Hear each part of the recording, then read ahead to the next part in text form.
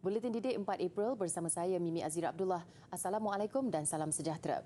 Menteri Kanan Pendidikan Datuk Dr. Razzie Jidin meminta pihak sekolah dan pelajar terus mematuhi prosedur operasi standard SOP bagi tujuan mengekang risiko jangkitan COVID-19. Datuk Dr. Razzie dalam kenyataan menerusi Facebooknya berkata, beliau dan ibu bapa berdoa semoga pelajar dapat meneruskan persekolahan dengan teratur dan selamat. Ini serentak bermulanya sesi persekolahan secara bersemuka bagi semua murid sekolah menengah hari ini.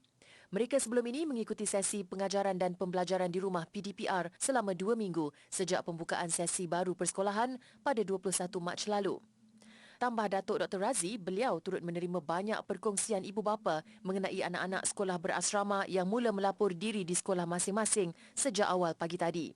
Beliau berharap semoga mereka selamat belajar, selamat kembali ke asrama dan mengucapkan selamat berpuasa. Sementara itu, tinjauan oleh Bernama mendapati ramai pelajar dan ibu bapa teruja dengan bermulanya sesi pengajaran dan pembelajaran PDP secara bersemuka tanpa penggiliran bagi pelajar sekolah menengah hari ini. Ramai ibu bapa melahirkan rasa syukur kerana kehidupan anak-anak mereka sebagai pelajar akan beransur normal dalam tempoh fasa peralihan ke endemik di negara ini. Tinjauan di Sekolah Menengah Kebangsaan SMK Bandar Baru Ampang Ibu Negara mendapati pelajar yang hadir mematuhi prosedur operasi standard SOP dengan memakai pelitup muka. Mereka gembira kerana dapat mengikuti pembelajaran dalam kelas atau secara bersemuka dengan guru kerana proses itu lebih mudah difahami. Rata-rata ibu bapa mengakui agak sukar untuk membantu anak masing-masing kerana subjek sekarang amat berbeza daripada apa yang mereka pelajari dahulu. Sekolah lain ditinjau oleh Bernama termasuk SMK Tunku Said Idrus Tampin dan SMK Paya Besar Kuantan. Di SMK Raja Perempuan Ipoh, Ketua Polis Perak Datuk Mior Farid Al-Atrash Wahid menyampaikan sumbangan pelitup muka semasa mengadakan lawatan awal pagi tadi. Menurutnya, polis juga mengadakan tinjauan di semua sekolah di Perak bagi berkongsi maklumat berkaitan soal keselamatan selain meningkatkan kerjasama sosial terutamanya berkaitan masalah disiplin pelajar. Di Selangor pula, Jabatan Pendidikan Negeri memaklumkan dianggarkan 375,232 pelajar sekolah menengah memulakan sesi pembelajaran bersemuka hari ini. Manakala di Sabah, Pengarah Pendidikan Datuk Dr. Mistrini Radin berkata 315,934 murid sekolah rendah dan 211,968 pelajar sekolah menengah di seluruh negeri itu hadir ke sekolah hari ini. 14,949 kanak-kanak berusia antara 5 dan 11 tahun telah lengkap menerima 2 dos vaksin COVID-19 menerusi program imunisasi COVID-19 kebangsaan kanak-kanak PIK-KIDS setakat semalam. Ia peningkatan lebih 2 kali ganda dalam tempoh 24 jam. Berdasarkan laman web COVID Now, sehari sebelumnya hanya 6,129 kanak-kanak daripada kumpulan umur yang sama menerima 2 dos vaksinasi COVID-19. 1,348,693 kanak-kanak telah menerima sekurang-kurangnya 1 dos vaksin. Bagi remaja berusia 12 hingga 17 tahun pula, sejumlah 2,853,753 individu atau 91.7% telah lengkap divaksinasi. Manakala populasi dewasa, 15,850,917 atau 67.4% telah menerima dos penggalak. Baiklah, nasihat daripada pempengaruh media sosial Bos James atau nama sebenarnya Ng Yi Sheng, sentiasa pastikan setiap kandungan yang disampaikan memaparkan nilai kesopanan. Dan jika sudah berjaya, jangan jadi seperti kacang lupakan kulit. Mula aktif di media sosial sejak 2019, Bos James terkenal dengan kandungannya yang banyak memaparkan nilai-nilai pengajaran. Bermula pada produk dan perniagaannya, kandungan video Bos James kini meluas kepada yang bersifat memberi inspirasi kepada masyarakat. Saya rasa zaman sekarang punya influencer, daripada kita fokus kepada nak viral, daripada kita fokus kepada nak jadi famous, baik kita fokuskan sebagai insan apa yang kita boleh bagi kepada masyarakat ini. Macam tu mungkin setiap kali kita famous, setiap kali kita viral, kita rasa hidup kita lebih bernilai sebab kita membantu orang, kita bagi manfaat. Bagi menarik penonton, Bos James turut memanfaatkan kelebihannya bertutur dalam bahasa Melayu. Baginya, tujuan utama menggunakan bahasa Melayu untuk memudahkan pemahaman dan supaya konten yang dibuat lebih dekat di hati masyarakat. Bahasa bagi saya adalah satu medium. Banyak orang kata dengan saya tak faham sangat bahasa Melayu. Saya kata kita anak Malaysia. Kalau tak faham bahasa Melayu, boleh ke kita panggil diri kita orang Malaysia? Keprihatinan terhadap adab dan sikap dalam masyarakat kini yang dilihat semakin terhakis membuatkan Bos James terpanggil untuk memperbanyakkan pengisian berunsurkan nilai-nilai positif.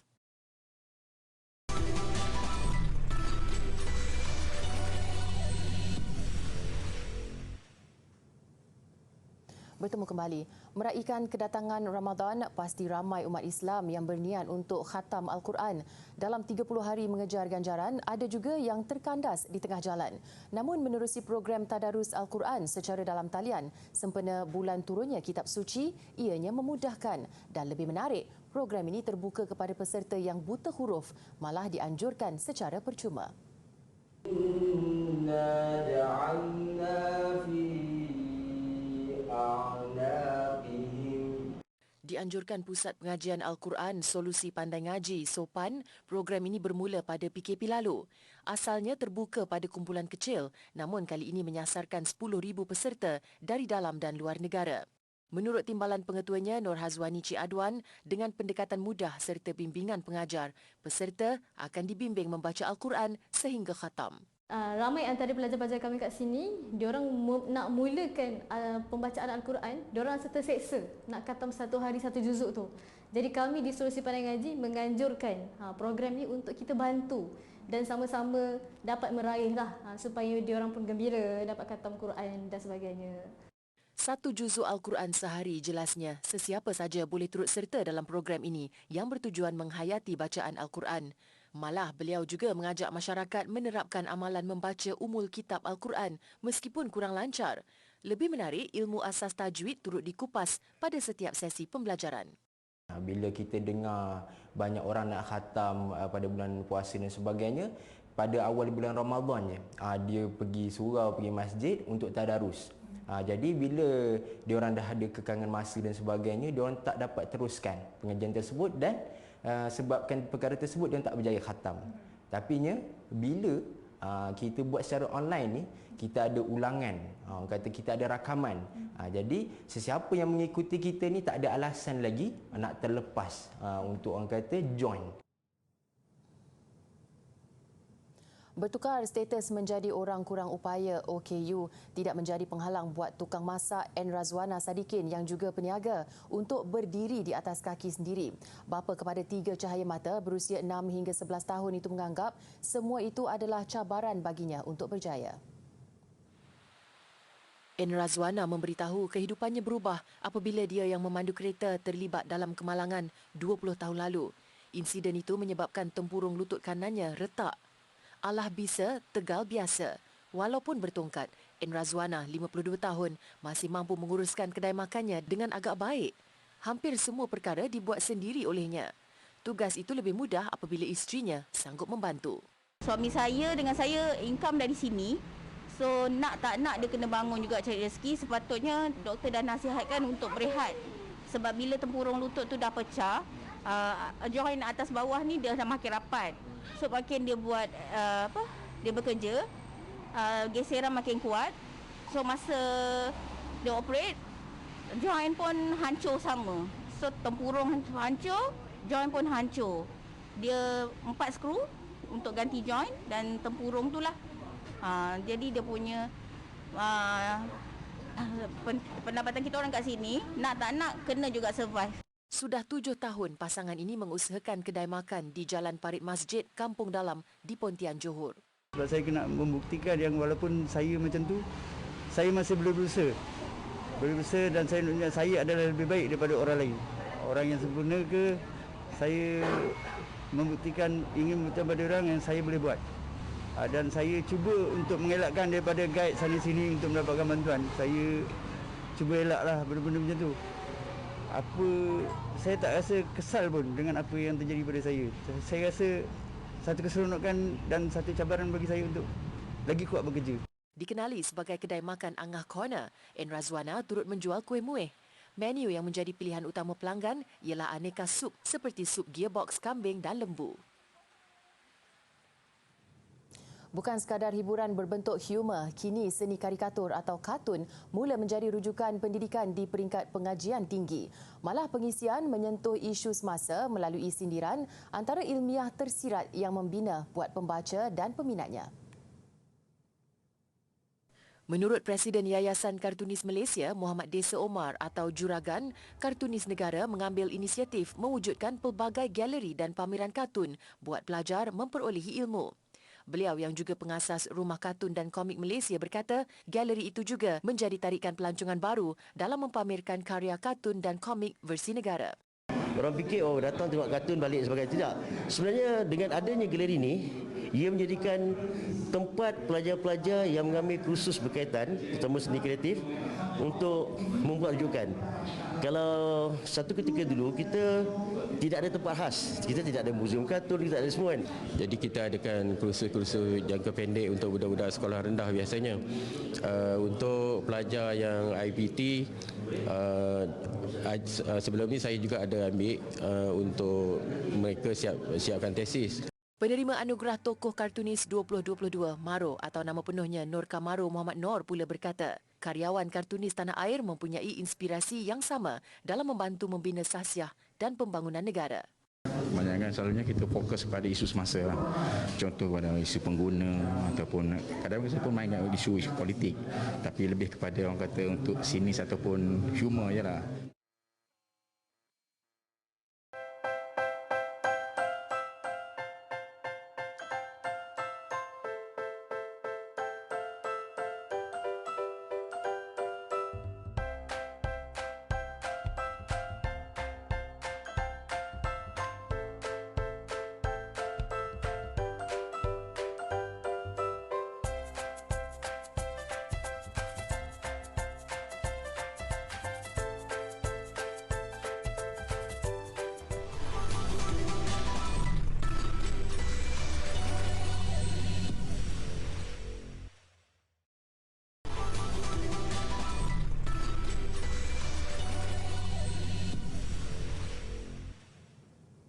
Masih bersama Buletin Didik, masalah penglihatan tidak menghalang dua beradik remaja di Canberra, Australia bergiat dalam aktiviti papan luncur atau skateboard. Meskipun sukar, Abdul dan Mo Said, masing-masing berusia 15 dan 11 tahun, berjaya mencari solusi untuk meluncur bersama sekaligus mengatasi kekangan mereka. Abdul dan Mo mempunyai kondisi mata genetik dipanggil cone rod dystrophy yang menyebabkan masalah penglihatan. Mereka berjinak-jinak dengan aktiviti ini sejak 2 tahun lalu. Mengakui sukar pada mulanya, mereka tidaklah mengambil masa yang lama untuk belajar meluncur. I do really enjoy it. It's I guess it's kind of who I am, to be honest. Yeah. It's fun, but at the same time it can also be scary at times because when you're not really able to see what you're trying to do, but you know what you're trying to do. Abdul menggunakan tongkat sebagai bantuan memudahkannya untuk merasai keadaan sekeliling termasuk ketinggian tempat meluncur. Bukan sahaja meluncur, adik-beradik ini juga aktif dalam sukan lain di sekolah seperti kriket, bola sepak dan bola keranjang. Malah mereka berazam untuk menyertai pertandingan papan luncur suatu hari nanti. If they want to take chances, we are happy to support them. So yeah, because I know it's a big world and the big world is waiting for them. So I want them to grow up to that, to the challenges. Semangat dan aura positif anak muda ini wajar dijadikan inspirasi untuk semua. Di mana ada kemahuan, di situ ada jalan. Selepas 2 bulan tertangguh anugerah Grammy ke-64 akhirnya dilangsungkan hari ini di Las Vegas, Amerika Syarikat. Jon Batiste muncul artis dengan kemenangan terbesar apabila mengungguli 5 kategori termasuk album terbaik. Menariknya juga kesemua 4 anugerah utama Grammy tahun ini dimenangi oleh artis bukan berkulit putih atau people of colour. Satu pencapaian hebat buat Recording Academy yang sudah bertahun-tahun dikritik kerana sering mengiktiraf artis berkulit putih. 4 anugerah utama Grammys ialah rekod terbaik dan lagu terbaik Leave the Door Open, nyanyian Silk Sonic yang dianggotai Bruno Mars dan Anderson .Paak. Album terbaik We Are milik Jon Batiste. Manakala bintang pop Amerika Filipina berusia 19 tahun, Olivia Rodrigo dinobatkan artis baru terbaik. Persembahan Rodrigo juga antara yang menjadi tumpuan hari ini selain Silk Sonic, Billie Eilish dan BTS. Malangnya, Eilish dan Justin Bieber, antara yang menerima banyak pencalonan, gagal meraih sebarang anugerah tahun ini. BTS yang digelar host sebagai superstar global dan menerima standing ovation juga sekali lagi tewas dalam kategori persembahan pop duo berkumpulan terbaik. Acara turut menyelitkan momen penuh emosi menerusi mesej Presiden Ukraine Volodymyr Zelensky disusuli persembahan istimewa sebagai tanda solidariti terhadap negara itu. Masalah COVID-19 menyebabkan pelakon filem James Bond Daniel Craig terpaksa menangguhkan pembabitannya dalam pementasan teater Macbeth. Mengikut laporan media, Craig perlu berehat sekurang-kurangnya sehingga Khamis ini. Pada pementasan itu, Craig akan beraksi bersama pelakon Ruth Negga yang melakonkan watak Lady Macbeth. Teater itu diarahkan oleh pemenang anugerah Grammy Sam Gold. Ia berkisarkan tragedi yang pernah menimpa William Shakespeare dan diberi nafas baru. Beberapa kru untuk teater itu juga dikatakan terpaksa direhatkan gara-gara positif COVID-19.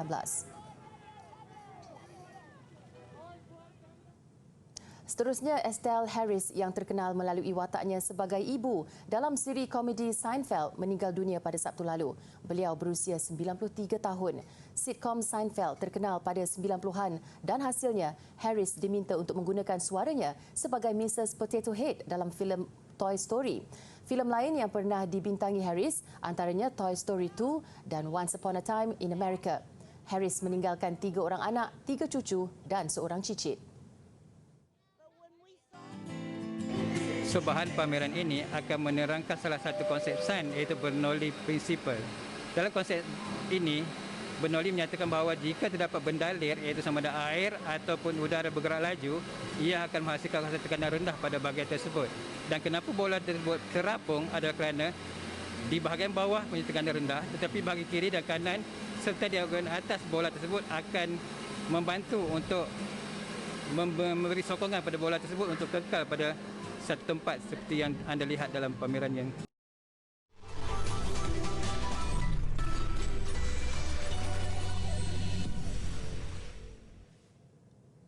Sukan. Hasrat bergu badminton remaja negara Wan Arif Wan Junaidi dan Muhammad Haikal Nazri untuk merangkul kejuaraan antarabangsa sulung tahun ini tertunda apabila terpaksa menarik diri dari aksi final kejohanan Masters of Lyon di Perancis semalam. Ia selepas seorang daripada mereka didapati positif COVID-19. So, kita orang terpaksa kita orang kena menerima dengan hati yang terbuka dan redha. Dan kita orang percaya setiap yang berlaku pasti ada hikmah di sebaliknya. Dan saya pun ada bagi tahu Haikal, tak apalah, mungkin ni bukan rezeki kita. Mungkin rezeki kita dekat tournament lain. So, jangan down sangat, takut menjejaskan kita untuk next tournament. So, kita orang support each other. Sekarang ni, lepas Olian ni, kita orang ada next tournament yang dah dekat SEA Games 95. So, sekarang kita orang tengah prepare yang tu lah. So sekarang ni balik lupakan yang dah lepas. Selepas cemerlang menundukkan bergu tuan rumah pada separuh akhir, bergu negara Wan Muhammad Arif Wan Junaidi dan Muhammad Haikal Nazri dijadual berdepan gandingan Belanda Ruben Gillet, T.S. van der Leck pada perlawanan akhir. Gandingan pemain berbakat dari pantai timur ini, Wan Muhammad Arif dari Terengganu dan Muhammad Haikal dari Kelantan, menyaksikan mereka mendapat gelaran Patah Timur Boys. Kejutan terbesar yang dilakukan mereka pada kejohanan Masters of Lyon ialah menewaskan pasangan tuan rumah Christo Popov Toma Jr. di ranking ke-30 dunia pada pusingan pertama. Seterusnya, futsal kejuaraan AFF di Bangkok, Thailand. Laluan ke separuh akhir tampak berliku buat Malaysia apabila tewas 1-5 kepada Indonesia petang tadi. Selepas berhempas pulas dan bernasib baik menang tipis ke atas Kemboja 7-6 pada perlawanan pertama, skuad negara yang dibimbing Chew Chun Yong menemui lawan sebenar. Beberapa kesilapan antaranya terlalu memberi ruang lawan, pantas dihukum Indonesia. Kekalahan ini pastinya menyukarkan laluan Malaysia ke separuh akhir. Menentang Brunei pada perlawanan ketiga esok, halangan paling getir bertemu tuan rumah Thailand Rabu ini. Selepas 2 perlawanan, Malaysia di tangga ketiga dengan 3 mata. Thailand dan Indonesia pula mengungguli 2 tempat teratas, masing-masing mengumpul 6 mata. Aksi sukan luar negara. Carlos Alcaraz muncul juara paling muda terbuka Miami apabila pemain Spanyol berusia 18 tahun itu menewaskan Casper Ruud dari Norway. Pada perlawanan akhir, Alcaraz menundukkan Ruud 7-5, 6-4 sekaligus merangkul kejuaraan ATP pertamanya. hanya 2 pemain lelaki pernah menang gelaran pada usia sebayanya, iaitu Michael Chang di Toronto pada 1990 dan Rafael Nadal di Monte Carlo pada 2005. Sementara itu, dalam aksi Bundesliga, Augsburg menewaskan Wolfsburg 3-0. 3 mata yang diraih membolehkan Augsburg terselamat dari zon penyingkiran. Iago membuka tirai jaringan seawal minit pertama sebelum 2 lagi gol pantas dalam tempoh 7 minit menerusi Florian Niederlechner dan Mats Pedersen pada babak kedua. Augsburg kini menduduki tangga ke-14 mengumpul 29 mata. Detik bersejarah buat penunggang Aprilia Alex Espargaro yang memenangi siri perlumbaan MotoGP pusingan ketiga di litar Termas de Rio Hondo, Argentina. Jorge Martin yang menunggang Ducati Pramac serta wakil Suzuki Alex Rins melengkapkan kedudukan podium membabitkan semua penunggang Sepanyol. Ia turut menamatkan penantian Espargaro 32 tahun yang sudah mengharungi 283 perlumbaan sejak 2004. Kejayaan ini turut membawa Espargaro mengungguli carta pelumba buat kali pertama dalam kerjanya. Baiklah, keindahan bunga sakura yang berkembang mekar di Tokyo ketika ini mengakhiri buletin didik. Meskipun Jepun sudah memansuhkan banyak SOP COVID-19, orang ramai tetap digalakkan untuk tidak mengamalkan tradisi berkelah di bawah pokok sakura. Saya Mimi Azira Abdullah, salam hormat dan kita jumpa lagi.